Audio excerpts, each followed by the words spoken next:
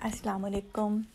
इस दफ़ा जब ਵੀਰੇ ਨੇ ਮੈਨੂੰ ਕਿਹਾ ਕਿ ਅੰਬਰ ਤੁਸੀਂ ਕੁਛ ਕਹੋਗੇ ਅਤੇ ਤੁਸੀਂ ਔਰਤ ਮਾਰਚ ਦੇ ਬਾਰੇ 'ਚ ਕੁਛ ਕਹੋਗੇ, ਮੈਂ ਕਿਹਾ ਅੱਲ ਹੈ ਇੱਥੇ ਤਾਂ ਮੈਂ ਬੋਲਣਾ ਨਹੀਂ ਸ਼ੁਰੂ ਕਰਨਾ ਅਤੇ ਸਭ ਨੇ ਪਹਿਲੇ ਹੀ ਸਮਝ ਲੈਣਾ ਕਿ ਬਸ ਹੁਣ ਇਹਨੇ ਮਰਦਾਂ ਨੂੰ ਦੁਨੀਆ ਜਹਾਨ ਦੀ ਬੁਰਾਈ ਦੇ ਦੇਣੀ, ਇਹਨੇ ਔਰਤਾਂ ਨੂੰ ਸਭ ਤੋਂ ਮਜ਼ਲੂਮ ਬਣਾ ਦੇਣਾ ਅਤੇ ਬਸ ਇਹ ਜ਼ਨਾਨੀ ਹੁਣ ਨਾ ਕੁਛ ਚੰਗਾ ਨਹੀਂ ਬੋਲਣ ਵਾਲੀ, ਇਹ ਬਸ ਸਾਡੇ ਨਾਲ ਲੜਨ ਵਾਲੀ ਆ।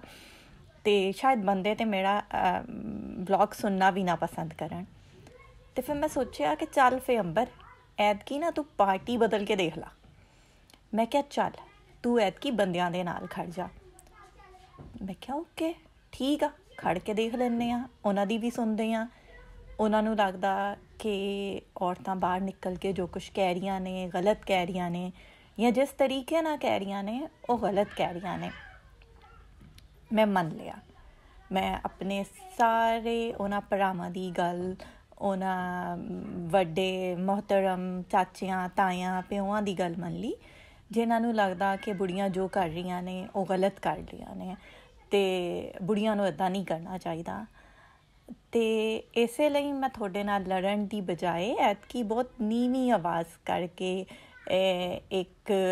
ਇੱਕ ਬੀਬੀ ਧੀ ਬਣ ਕੇ ਸਿਰ 'ਤੇ ਚੁੰਨੀ ਲੈ ਕੇ ਅਤੇ ਤੁਹਾਡੇ ਕੋਲ ਆਰਾਮ ਨਾਲ ਬਹਿ ਕੇ ਤੁਹਾਨੂੰ ਦੱਸਣ ਆਈਆਂ ਕੁਛ, ਤੁਹਾਨੂੰ ਪੁੱਛਣ ਆਈਆਂ ਕੁਛ ਕਿ ਸ਼ਾਇਦ ਬਹੁਤ ਬਚਪਨ ਤੋਂ ਸਾਨੂੰ ਆਦਤ ਪਾ ਦਿੱਤੀ ਜਾਂਦੀ ਆ ਕਿ ਵੀਰੇ ਮੂਹਰੇ ਨਹੀਂ ਬੋਲਣਾ, ਉਹ ਆਏਗਾ ਅਤੇ ਚਾਹ ਪਾਣੀ ਪੁੱਛੋ ਅਤੇ ਬਸ। ਪਿਓ ਸਾਹਮਣੇ ਨਹੀਂ ਬੋਲਣਾ, ਪਿਓ ਨੂੰ ਕੋਈ ਸ਼ੈ ਵੀ ਦੱਸਣੀ ਆ ਅਤੇ ਮਾਂ ਦੀ ਕੰਨ ਵਿੱਚ ਫੂਕ ਮਾਰਨੀ ਆ ਅਤੇ ਉਹ ਅੱਗੇ ਦੱਸੇਗੀ। ਅਤੇ ਫਾਸਲੇ ਇੰਨੇ ਜ਼ਿਆਦਾ ਰਹਿ ਜਾਂਦੇ ਨੇ ਕਿ ਤੁਹਾਨੂੰ ਲੱਗਦਾ ਰਹਿੰਦਾ ਕਿ ਕੋਈ ਮਸਲਾ ਹੀ ਨਹੀਂ, ਅਤੇ ਸਾਨੂੰ ਲੱਗਦਾ ਰਹਿ ਜਾਂਦਾ ਕਿ ਅਸੀਂ ਕਦੀ ਆਪਣੇ ਦਿਲ ਦੀ ਗੱਲ ਤੁਹਾਨੂੰ ਦੱਸ ਹੀ ਨਹੀਂ ਸਕਦੇ, ਤੁਹਾਨੂੰ ਸਮਝ ਹੀ ਨਹੀਂ ਆਏਗੀ। ਅਤੇ ਚਲੋ ਫਿਰ ਅੱਜ ਬਹਿ ਕੇ ਆਪਸ ਦੇ ਵਿੱਚ ਸਮਝਣ ਦੀ ਕੋਸ਼ਿਸ਼ ਕਰੀਏ। ਤੁਸੀਂ ਹਮੇਸ਼ਾ ਘਰ ਦੇ ਵਿੱਚ ਆਉਂਦੇ ਹੋ ਅਤੇ ਤੁਸੀਂ ਕਹਿੰਦੇ ਹੋ ਪਾਣੀ ਲੈ ਆਓ, ਠੀਕ ਹੋ ਪੁੱਤ, ਮੇਰੀ ਭੈਣ ਖੁਸ਼ ਆ ਅਤੇ ਗੱਲ ਮੁੱਕ ਜਾਂਦੀ ਆ। ਜਿਹੜੀਆਂ ਗੱਲਾਂ ਦਿਲ ਦੀਆਂ ਦਿਲ ਦੇ ਵਿੱਚ ਰਹਿ ਜਾਂਦੀਆਂ ਨੇ, ਅੱਜ ਮੈਂ ਉਹ ਤੁਹਾਡੇ ਸਾਹਮਣੇ ਬਹਿ ਕੇ ਕਹਿਣ ਲੱਗੀ ਹਾਂ।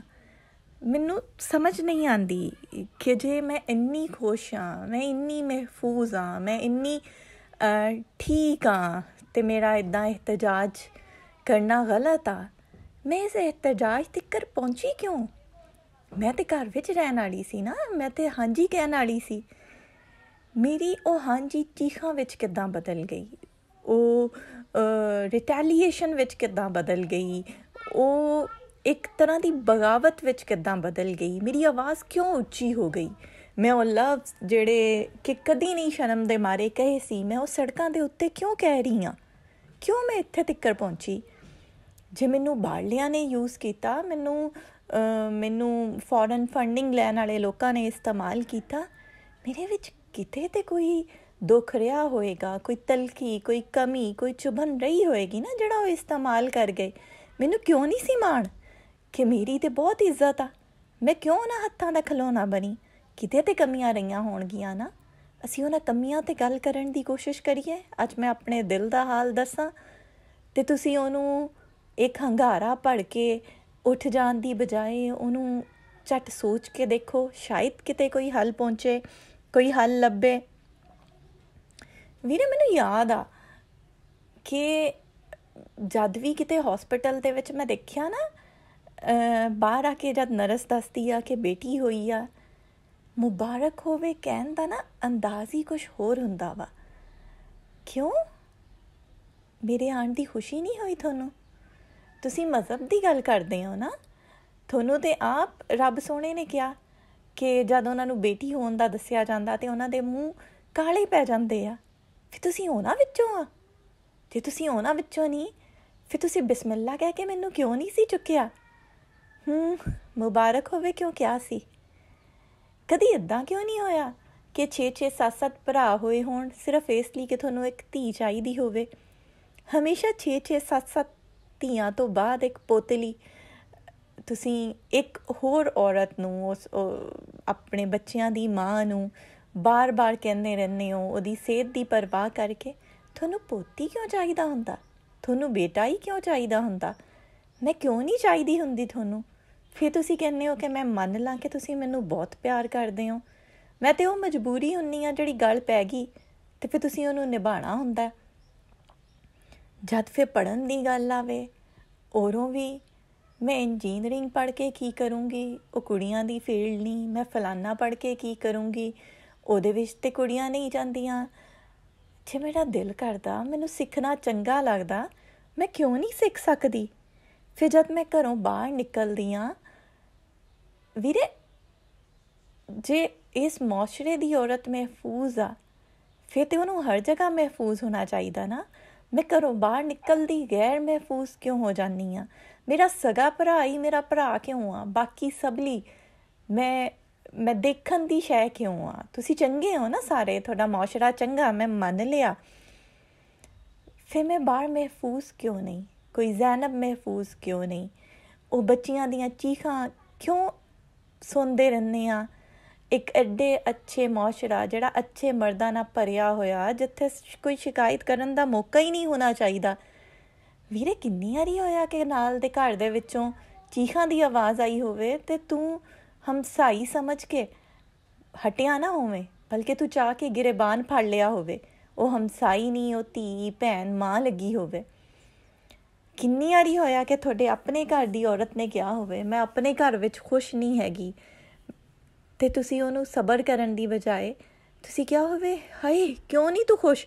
ਤੁਹਾਡੇ ਦਿਲ ਨੂੰ ਇਸ ਡਰ ਦੀ ਬਜਾਏ ਕਿ ਕਿਤੇ ਇਹ ਮੁੜ ਨਾ ਆਵੇ, ਤੁਹਾਡੇ ਦਿਲ ਨੂੰ ਆਹ ਧੜਕਾ ਵੱਜਿਆ ਹੋਵੇ ਕਿ ਹਾਏ ਮੇਰੀ ਧੀ ਕਿਉਂ ਨਹੀਂ ਖੁਸ਼, ਮੇਰੀ ਲਾਡਾਂ ਭਲੀ ਕਿਉਂ ਨਹੀਂ ਖੁਸ਼? ਤੁਸੀਂ ਚਾਹੁੰਦੇ ਹੋ ਨਾ ਮੈਂ ਘਰ ਦੇ ਵਿੱਚ ਖੁਸ਼ ਰਵਾਂ, ਮੈਂ ਇਹਤਜਾਜ ਨਾ ਕਰਾਂ। ਫਿਰ ਮੈਨੂੰ ਉਹ ਮਾਣ ਦਾ ਅਹਿਸਾਸ ਦਿਓ ਨਾ, ਮੈਨੂੰ ਉਹ ਖੁਸ਼ੀ ਦਿਓ ਨਾ ਜਿਹੜੀ ਮੈਨੂੰ ਹੋਣੀ ਚਾਹੀਦੀ ਆ। ਕਿਉਂ ਇੱਦਾਂ ਹੁੰਦਾ ਵਾ ਕਿ ਕਹਿ ਦਿੱਤਾ ਜਾਂਦਾ ਆਖਰ ਦੇ ਵਿੱਚ ਕਿ ਘਰ ਦੇ ਮਸਲਿਆਂ ਦੇ ਵਿੱਚ ਤਾਂ ਬੁੜੀਆਂ ਹੀ ਜ਼ਿੰਮੇਦਾਰ ਹੁੰਦੀਆਂ ਵਾ? ਕਿਹਨੇ ਦਾਦੀ ਨੂੰ ਦੱਸਿਆ ਕਿ ਮੇਰੇ ਪੁੱਤ ਨੂੰ ਧੀ ਨਹੀਂ ਚਾਹੀਦੀ? ਕਿਹਨੇ ਇੱਕ ਬੀਵੀ ਨੂੰ ਦੱਸਿਆ ਕਿ ਜੇ ਧੀ ਹੋਏਗੀ ਤਾਂ ਸ਼ਾਇਦ ਮੇਰਾ ਘਰ ਵਾਲਾ ਗੁੱਸਾ ਕਰੇਗਾ ਜਾਂ ਉਹਨੂੰ ਪੋਤੀ ਚਾਹੀਦਾ ਹੋਏਗਾ? ਕਿਉਂ ਇੱਕ ਔਰਤ ਦੇ ਆਪਣੇ ਵੀ ਵਿੱਚੋਂ ਆਵਾਜ਼ ਆਉਂਦੀ ਆ ਕਿ ਜੇ ਮੈਂ ਪੁੱਤ ਦੀ ਮਾਂ ਬਣੂੰਗੀ ਤਾਂ ਮੈਂ ਮੁਤਬਰ ਹੋ ਜਾਊਂਗੀ? ਇਹ ਤੁਸੀਂ ਸਿਖਾਇਆ ਹੋਣਾ ਨਾ, ਸਾਡੇ ਸਿਰ 'ਤੇ ਹੱਥ 'ਤੇ ਤੁਸੀਂ ਰੱਖਿਆ ਹੋਇਆ ਸੀਗਾ। ਮੁਆਸ਼ਰਾ ਤਾਂ ਤੁਹਾਡਾ ਹੀ ਰਿਹਾ ਵਾ ਨਾ। ਧੀਆਂ ਨੂੰ ਤਾਂ ਘਰ ਰਹਿਣਾ ਚਾਹੀਦਾ, ਸਿਰ ਝੁਕਾਉਣਾ ਚਾਹੀਦਾ। ਸੋਚ ਤੁਸੀਂ ਦੱਸੋਗੇ, ਜੇ ਤੁਸੀਂ ਦੱਸੋਗੇ ਫਿਰ ਸਾਨੂੰ ਇਹ ਤੁਸੀਂ ਦੱਸਿਆ ਹੋਣਾ ਨਾ, ਜਿਹੜਾ ਸਾਡੀਆਂ ਹੱਡੀਆਂ ਵਿੱਚ ਉਤਰ ਗਿਆ। ਹੁਣ ਸਾਨੂੰ ਕੁਛ ਹੋਰ ਦੀਂਦਾ ਹੀ ਨਹੀਂ। ਸਿਰ ਝੁਕਾਉਣਾ ਕਿਹਨੂੰ ਚੰਗਾ ਲੱਗਦਾ? ਨਾਲ ਤੁਰਨਾ ਚੰਗਾ ਲੱਗਦਾ, ਨਾਲ ਰਹਿਣਾ ਚੰਗਾ ਲੱਗਦਾ, ਬਰਾਬਰ ਹੋਣਾ ਨਾ ਸਹੀ, ਲੇਕਿਨ ਜੇ ਤੁਸੀਂ ਸਾਡੇ ਤੋਂ ਉੱਚੇ ਹੋ ਕੇ ਰਹਿਣਾ ਚਾਹੁੰਦੇ ਹੋ ਅਤੇ ਫਿਰ ਸਾਨੂੰ ਤੁਹਾਡੇ ਤੋਂ ਤਹੱਫੁਜ਼ ਦਾ ਅਹਿਸਾਸ ਕਿਉਂ ਨਹੀਂ ਹੁੰਦਾ? ਸਾਨੂੰ ਆਹ ਕਿਉਂ ਨਹੀਂ ਲੱਗਦਾ? ਇਹ ਤਾਂ ਉਹ ਮੁਲਕ ਆ ਜਿੱਥੇ ਦੇ ਬੰਦੇ ਕਹਿੰਦੇ ਨੇ ਕਿ ਔਰਤ ਨੂੰ ਉਹਦਾ ਹੱਕ, ਇਹਤਰਾਮ, ਇੱਜ਼ਤ ਮਿਲਦੀ ਹੈ। ਫਿਰ ਤਾਂ ਮੈਂ ਜਿਸ ਵੀ ਵੇਲੇ ਘਰੋਂ ਨਿਕਲਾਂ ਮੇਰੇ ਦਿਲ ਨੂੰ ਧੜਕਾ ਨਹੀਂ ਹੋਣਾ ਚਾਹੀਦਾ। ਫਿਰ ਤਾਂ ਮੈਨੂੰ ਖੁਸ਼ ਹੋਣਾ ਚਾਹੀਦਾ, ਮੈਨੂੰ ਹੱਸਦੇ ਵਸਦੇ ਹੋਣਾ ਚਾਹੀਦਾ। ਫਿਰ ਕਿਉਂ ਇੰਨੇ ਮੁਰਝਾਏ ਚਿਹਰੇ ਨੇ? ਕਿਉਂ ਬੱਚੀਆਂ ਜਦ ਸਕੂਲ ਜਾਂਦੀਆਂ ਆਪਣੇ ਆਪ ਵਿੱਚ ਸਿਮਟੀਆਂ ਹੋਈਆਂ ਨੇ? ਕਿਉਂ ਕੂੜੇ ਦੇ ਢੇਰ 'ਤੇ ਲਾਸ਼ਾਂ ਮਿਲਦੀਆਂ ਨੇ? ਕਿਉਂ ਧੀਆਂ ਕਿਤੇ ਆਪ ਮਰਦੀਆਂ ਅਤੇ ਕਿਤੇ ਚੁੱਲ੍ਹੇ ਜਲਾ ਕੇ ਅਤੇ ਪੱਖਿਆਂ ਨਾਲ ਲਟਕ ਕੇ ਮਰ ਜਾਂਦੀਆਂ ਨੇ? ਕਿਉਂ ਅੱਖਾਂ ਦੇ ਵਿੱਚ ਵੈਰਾਨੀ ਉਤਰੀ ਹੋਈ ਹੈ? ਤੁਸੀਂ ਚੰਗੇ ਹੋ ਨਾ? ਇਹ ਚੰਗੇ ਹੋਣ ਦੇ ਜੇ ਇਹ ਅਸਰਾਤ ਨੇ, ਤੁਹਾਨੂੰ ਲੱਗਦਾ ਇਹ ਠੀਕ ਨੇ? ਕਿਤੇ ਕੁਛ ਕਮੀਆਂ ਤੁਸੀਂ ਛੱਡੀਆਂ ਨੇ ਜਿਹੜੀਆਂ ਬਹੁਤ ਗਹਿਰੀਆਂ ਨੇ, ਜਿਹੜੀਆਂ ਬਹੁਤ ਡੂੰਘੀਆਂ ਨੇ। ਔਰਤ ਧੀ ਜੇ ਸਾਂਝੀ ਹੁੰਦੀ ਆ, ਜੇ ਮਾਵਾਂ ਸਾਂਝੀਆਂ ਹੁੰਦੀਆਂ ਵਾ, ਫਿਰ ਮਾਵਾਂ ਸੜਕਾਂ 'ਤੇ ਰੁਲਦੀਆਂ ਕਿਉਂ ਆ? ਜਿਸ ਮੁਲਕ ਦੀ 22 ਕਰੋੜ ਦੀ ਆਬਾਦੀ ਵਿੱਚੋਂ 11 ਕਰੋੜ ਲੋਕ ਇਹ ਕਹਿੰਦੇ ਨੇ ਕਿ ਮਾਵਾਂ ਧੀਆਂ ਸਾਂਝੀਆਂ ਨੇ, ਉੱਥੇ ਫਿਰ ਚਾਦਰਾਂ ਤਾਰ ਕਿਉਂ ਹੁੰਦੀਆਂ ਨੇ? ਉੱਥੇ ਫਿਰ ਸੜਕਾਂ ਦੇ ਉੱਤੇ ਧੀਆਂ ਰੁਸਵਾ ਕਿਉਂ ਹੁੰਦੀਆਂ ਨੇ? ਉੱਥੇ ਬਾਜ਼ਾਰਾਂ ਦੇ ਵਿੱਚ ਆਪਣੀ ਜ਼ਰੂਰਤ ਲਈ ਗਈਆਂ ਹੋਈਆਂ ਧੀਆਂ ਹਰਾਸ ਹੋ ਕੇ ਕਿਉਂ ਮੁੜਦੀਆਂ ਨੇ? ਉੱਥੇ ਨਿੱਕੀਆਂ ਨਿੱਕੀਆਂ ਖਵਾਹਿਸ਼ਾਂ, ਪੜ੍ਹਾਈ ਦੀ, ਹੱਸਣ ਦੀ, ਕਿਤੇ ਬਾਹਰ ਫਿਰਨ ਦੀ, ਉਹ ਸਾਰੀਆਂ ਖਵਾਹਿਸ਼ਾਂ ਆਪਣੇ ਵਿੱਚ ਕਿਉਂ ਦੱਬਣੀਆਂ ਪੈਂਦੀਆਂ ਨੇ? ਤੁਸੀਂ ਬਹੁਤ ਚੰਗੇ ਹੋ ਨਾ, ਮੈਂ ਮੰਨ ਲਿਆ ਤੁਸੀਂ ਬਹੁਤ ਚੰਗੇ ਹੋ। ਫਿਰ ਮੈਨੂੰ ਦੱਸ ਦਿਓ ਕਿ ਤੁਹਾਡੀ ਚੰਗਾਈ ਸਾਡੇ ਤੱਕ ਪਹੁੰਚਦੀ ਕਿਉਂ ਨਹੀਂ? ਜੇ ਅਸੀਂ ਗਲਤ ਹਾਂ ਅਸੀਂ ਮੰਨਣ ਨੂੰ ਤਿਆਰ ਹਾਂ, ਲੇਕਿਨ ਜੇ ਤੁਸੀਂ ਗਲਤ ਹੋ ਫਿਰ ਤੁਸੀਂ ਆਪਣੇ ਆਪ ਨੂੰ ਬਦਲ ਲਓ, ਕਿਉਂਕਿ ਜ਼ਬਰਦਸਤੀ ਦੀ ਜੰਗ ਵਿੱਚ ਤੇ ਦੋਨਾਂ ਦੇ ਹੱਥ ਕੁਛ ਨਹੀਂ ਆਉਂਦਾ। ਤੁਹਾਡਾ ਹੱਥ ਉੱਚਾ ਹੈ ਨਾ, ਤੁਹਾਡਾ ਰੁਤਬਾ ਉੱਚਾ ਹੈ ਨਾ, ਇਹਨੂੰ ਉੱਚਾ ਹੀ ਰੱਖੋ। ਅਤੇ ਫਿਰ ਆਪਣੀ ਗਲਤੀ ਨੂੰ, ਆਪਣੇ ਰਵੱਈਏ ਦੀ ਕੜਵਾਹਟ ਨੂੰ, ਆਪਣੀ ਸੋਚ ਨੂੰ, ਆਪਣੇ ਉਹਨਾਂ ਦੇ ਗੰਦੇ ਲਫ਼ਜ਼ਾਂ ਨੂੰ, ਜਿਹੜਾ ਸਾਂਝੀਆਂ ਧੀਆਂ ਜਦ ਬਾਹਰ ਨਿਕਲਦੀਆਂ ਅਤੇ ਉਹਨਾਂ ਨੂੰ ਸੁਣਨਾ ਪੈਂਦਾ, ਉਹਨਾਂ ਨੂੰ ਰੋਕ ਲਓ। ਅਤੇ ਸ਼ਾਇਦ ਫਿਰ ਧੀਆਂ ਵੀ ਤੁਹਾਨੂੰ ਇੱਜ਼ਤ ਨਾ ਦੇਖਣ। ਉਹ ਜਦ ਤੁਹਾਨੂੰ ਖੌਫ ਨਾ ਦੇਖਦੀਆਂ, ਜਦ ਡਰ ਕੇ ਦੇਖਦੀਆਂ, ਉਦੋਂ ਹੀ ਉਹਨਾਂ ਦੇ ਦਿਲ ਦੇ ਵਿੱਚ ਨਫ਼ਰਤ ਪਲਦੀ ਹੈ, ਅਤੇ ਫਿਰ ਉਦੋਂ ਹੀ ਉਹ ਨਾਅਰੇ ਬਣਦੇ ਨੇ ਜਿਨ੍ਹਾਂ 'ਤੇ ਤੁਸੀਂ ਅਫੈਂਡਡ ਫੀਲ ਕਰਦੇ ਹੋ। ਇੱਕ ਵਾਰੀ ਸੋਚਿਓ ਜ਼ਰੂਰ।